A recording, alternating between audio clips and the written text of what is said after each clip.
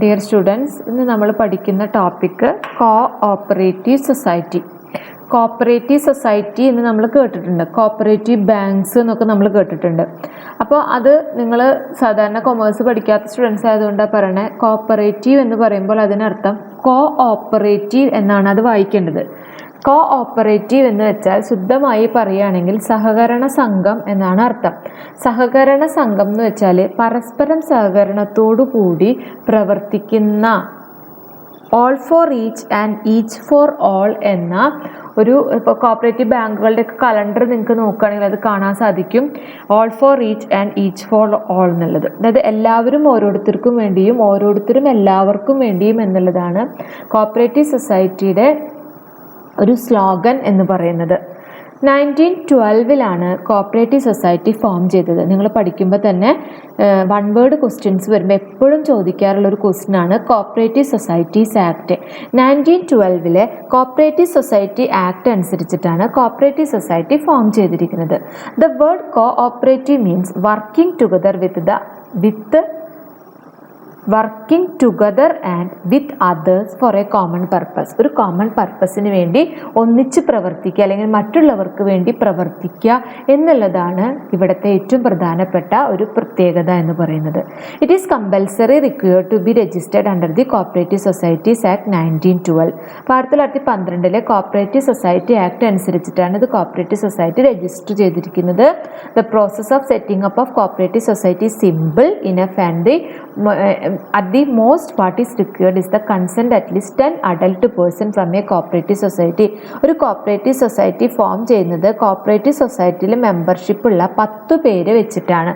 10 adult people ആണ്. The capital of society is raised from its members through issue of shares. Shares issue ചെയ്തിട്ട് ആണ് നമ്മൾ എന്തിന് cooperative society form ചെയ്യുന്നതിനുള്ള capital കണ്ടെത്തുന്നത്. The society acquired a distinct legal identity after its registration. Registration കഴിയുമ്പോൾ ഒരു distinct legal identity, ഒരു വ്യത്യസ്തമായ ഒരു നിയമപരമായ ഒരു ഐഡൻറ്റിറ്റി കോപ്പറേറ്റീവ് സൊസൈറ്റിക്ക് ലഭിക്കും. നിങ്ങൾ കേട്ടിട്ടുണ്ടാവും കോപ്പറേറ്റീവ് ബാങ്കുകളൊക്കെ. അതുപോലെ കോപ്പറേറ്റീവ് ഒരുപാട് പന്നി വളർത്തൽ, അങ്ങനെ ഒരുപാട് സഹകരണ സംഘങ്ങൾ, പാലുൽപാദനം, അങ്ങനെ ഒരുപാട് സഹകരണ സംഘം. ഡീറ്റെയിൽ ആയിട്ടൊരു പേപ്പർ തന്നെ കൊമേഴ്സിന് പഠിക്കാനുണ്ട്, കോപ്പറേഷൻ ഓപ്ഷണലായിട്ട് എടുത്തിട്ടുള്ള കുട്ടികൾക്ക്. പക്ഷെ നമുക്ക് എന്താണ് കോപ്പറേറ്റീവ് സൊസൈറ്റി എന്ന് മാത്രമേ ഈ ടോപ്പിക്കിൽ അല്ലെങ്കിൽ ഈ സബ്ജക്റ്റിൻ്റെ ഭാഗമായിട്ട് നമുക്ക് പഠിക്കാനുള്ളൂ. അപ്പോൾ എല്ലാവരും ഓരോരുത്തർക്കും വേണ്ടിയും ഓരോരുത്തരും എല്ലാവർക്കും വേണ്ടി വർക്കിംഗ് ടുഗദർ എന്നുള്ളൊരു കൺസെപ്റ്റ് വെച്ചുകൊണ്ട്, ഒരു കോമൺ പർപ്പസ് വെച്ചുകൊണ്ട് 1912 കോപ്പറേറ്റീവ് സൊസൈറ്റീസ് ആക്ട് അനുസരിച്ച് ഫോം ചെയ്തിട്ടുള്ള ഒരു കമ്പനിയാണ് കോപ്പറേറ്റീവ് സൊസൈറ്റി. ഇത്രയും നിങ്ങൾ മനസ്സിലാക്കിയാൽ മതി. ഇനി ഇതിൻ്റെ ഫീച്ചേഴ്സ് എന്താണെന്ന് പറയാം. നോട്ട്സ് ഉണ്ടല്ലോ അല്ലേ, ഒപ്പം വെച്ച് നോക്കുന്നുണ്ട് എന്ന് വിചാരിക്കുന്നു. അത് ആ വിശ്വാസത്തിൽ ഞാൻ എടുത്തോട്ടെ. ഒന്ന്, വളണ്ടറി മെമ്പർഷിപ്പാണ്. അതായത് ഒരു വ്യക്തിക്ക് കോപ്പറേറ്റീവ് സൊസൈറ്റിയിൽ ചേരണമെങ്കിൽ ആരുടെയും താല്പര്യമോ അല്ലെങ്കിൽ ഒന്നിൻ്റെ ആവശ്യമില്ല, സ്വതന്ത്രമായി, അതായത് ഒരു അഡൽട്ട് പേഴ്സൺ ആയിരിക്കണം എന്നുള്ളതാണ് അദ്ദേഹത്തിന് സ്ഥാപനത്തിലെ വോളണ്ടറി ആയിട്ട് സ്ഥാപനത്തിൽ മെമ്പർഷിപ്പ് എടുക്കാം. അതോടുകൂടി ഒരു ലീഗൽ സ്റ്റാറ്റസ് കമ്പനിക്ക് ലഭിക്കുന്നു. ലിമിറ്റഡ് ലയബിലിറ്റിയേ ഉള്ളൂ, അതായത് സ്ഥാപനത്തിൻ്റെ എത്ര ഷെയർ കൊടുത്തിട്ടുണ്ട് എന്നതിനനുസരിച്ചിട്ടുള്ള ഒരു ലയബിലിറ്റി മാത്രമല്ല. അത് ഇങ്ങനെ ഒരു മെമ്പർ ആയതുകൊണ്ട് സ്ഥാപനത്തിന് വരുന്ന നഷ്ടം മറ്റ് സോൾ പ്രൊപ്പറേറ്റർഷിപ്പ് പോലെയൊക്കെ കമ്പനീൻ്റെ നഷ്ടം വ്യക്തിയെ ബാധിക്കുന്നില്ല. ഒരു കൺട്രോൾ ഉണ്ടായിരിക്കും, അതായത് എല്ലാ കാര്യങ്ങളും തീരുമാനിക്കുന്ന ഒരു എലക്റ്റഡ് മാനേജ്മെൻറ്റ് കമ്മിറ്റി ഉണ്ടായിരിക്കും. ഈ കമ്മിറ്റിയാണ് കോപ്പറേറ്റീവ് സൊസൈറ്റികളിൽ അല്ലെങ്കിൽ എല്ലാതിൻ്റെയും കോപ്പറേറ്റീവ് ഇൻസ്റ്റിറ്റ്യൂഷൻസിൻ്റെ കാര്യങ്ങളൊക്കെ നടത്തുന്നത്. അതുപോലെ അവിടെ right to vote give members a chance to choose the members who will constitute the managing committee and let cooperative societies a democratic character. ഒരു ജനാധിപത്യ രീതിയിലുള്ള ഒരു പ്രവർത്തനമാണ് കോപ്പറേറ്റീവ് സൊസൈറ്റിയിലുള്ളത്. അവിടുത്തെ മെമ്പേഴ്സിനെ അല്ലെങ്കിൽ മെമ്പേഴ്സിൽ നിന്ന് കുറച്ചു പേരെ എലക്ട് ചെയ്ത് അതിൻ്റെ പ്രവർത്തനങ്ങൾക്ക് വേണ്ടിയിട്ടൊരു വർക്കിംഗ് കമ്മിറ്റി രൂപീകരിക്കും. അതിലെ മെമ്പർമാരെടുക്കുന്ന തീരുമാനമാണ് കോപ്പറേറ്റീവ് സൊസൈറ്റിയുടെ തീരുമാനം എന്ന് പറയുന്നത്. പിന്നെ സർവീസാണ് അവിടെ മോട്ടീവ്, അതായത് സേവനത്തിനാണ് പ്രാധാന്യം, പ്രോഫിറ്റിനല്ല സർവീസിനാണ് പ്രാധാന്യം.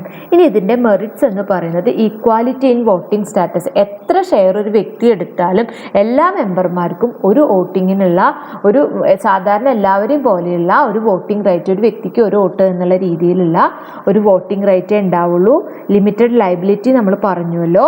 സ്റ്റേബിൾ എക്സിസ്റ്റൻസ്, സ്ഥായിയായ ഒരു നിലനിൽപ്പ്, ഒരു വ്യക്തിയുടെ റിട്ടയർമെൻറ്റോ അല്ലെങ്കിൽ ഒരു വ്യക്തിയുടെ സ്ഥാനം പോകുന്നതോ അല്ലെങ്കിൽ മരണമോ ബാക്കി ഒന്നും എന്തിനെ ബാധിക്കുന്നില്ല? സ്ഥാപനത്തിൻ്റെ എക്സിസ്റ്റൻസിനെ, നിലനിൽപ്പിനെ ബാധിക്കുന്നില്ല. അദ്ദേഹം ആ സ്ഥാപനത്തിൽ നിന്ന് ഒഴിഞ്ഞു പോയാൽ മതിയാകും. പിന്നെ ഇക്കോണമി ഇൻ ഓപ്പറേഷൻ, നല്ല മിതമായ രീതിയിലുള്ള പ്രവർത്തനങ്ങളാണ്. അതായത് മീഡിയേറ്റേഴ്സ് ഒന്നും ഇതിലില്ലാത്തത് കൊണ്ട് തന്നെ സ്ഥാപനത്തിൽ നേരിട്ട് കൊണ്ടുവന്ന് സാധനങ്ങൾ കൊടുക്കുക, അവിടെ നിന്ന് കൊടുക്കുന്നത് കൊണ്ട് തന്നെ ഇക്കണോമിക്കലായിട്ട്, സാമ്പത്തികമായിട്ട് വളരെ നല്ല രീതിയിൽ മുന്നോട്ട് പോകുന്ന ഒരു സ്ഥാപനമാണ്. ഗവൺമെൻറ്റിൻ്റെ സപ്പോർട്ടുണ്ട്, രൂപീകരിക്കാൻ എളുപ്പവുമാണ്.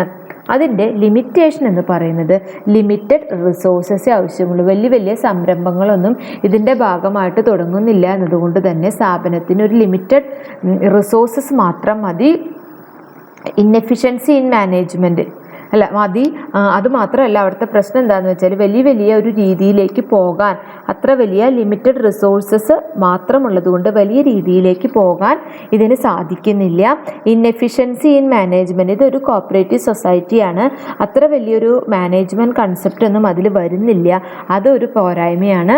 പിന്നെ ലാക്ക് ഓഫ് സീക്രസി മെയിൻറ്റെയിൻ ചെയ്യാൻ സാധിക്കുന്നില്ല. കാരണം ഇതിലെ മെമ്പേഴ്സിന് എലക്റ്റഡ് ആയിട്ടുള്ള തീരുമാനങ്ങളാണ്. അതുകൊണ്ട് തന്നെ ഒരാൾ മാത്രമല്ലാത്തത് കൊണ്ട് സീക്രസി ഒന്നും മെയിൻറ്റെയിൻ ചെയ്യാൻ സാധിക്കില്ല. കാരണം ഗവൺമെൻറ്റിൻ്റെ കൺട്രോളും ഒക്കെ ഉള്ളത് കൊണ്ട് തന്നെ എല്ലാം ഓപ്പൺ ആയിട്ട് പറയേണ്ട ഒരു സിറ്റുവേഷനാണ്. ഗവൺമെൻറ്റിൻ്റെ കൺട്രോൾ ഉണ്ട് എന്നുള്ളതാണ് മറ്റൊരു പ്രത്യേകത. അതുകൊണ്ട് സ്വയം തീരുമാനം എടുക്കാൻ പറ്റില്ല. 1912 കോപ്പറേറ്റീവ് സൊസൈറ്റി ആക്ട് അനുസരിച്ച് ഫോം ചെയ്തതായതുകൊണ്ട് തന്നെ ആ നോംസ് അനുസരിച്ച് മാത്രമേ കോപ്പറേറ്റീവ് സൊസൈറ്റിക്ക് മുന്നോട്ട് പോകാൻ പറ്റുള്ളൂ. അതുപോലെ തന്നെ സ്ഥാപനത്തിലെ അംഗങ്ങൾക്ക് പരസ്പരം വ്യത്യാസമായിട്ടുള്ള അഭിപ്രായങ്ങൾ ഉണ്ടാകുമ്പോൾ ആ സ്ഥാപനത്തിൻ്റെ പ്രവർത്തനത്തിനെ ബാധിക്കുന്നു. നിങ്ങൾക്ക് ഞാൻ നോട്ട് തന്നതിൽ ടൈപ്സ് ഓഫ് കോപ്പറേറ്റീവ് സൊസൈറ്റി ഉണ്ട്, അത് നമുക്ക് പഠിക്കാനില്ല. നമുക്ക് എന്താണ് കോപ്പറേറ്റീവ് സൊസൈറ്റി എന്നും അതിൻ്റെ മെറിറ്റ്സും ലിമിറ്റേഷൻസും ഫീച്ചേഴ്സും മാത്രമേ പഠിക്കാനുള്ളൂ. ഇനി നമുക്ക് അടുത്ത ദിവസം ജോയിന്റ് സ്റ്റോക്ക് കമ്പനിയുടെ ക്ലാസ് എടുക്കാം. Okay, thank you.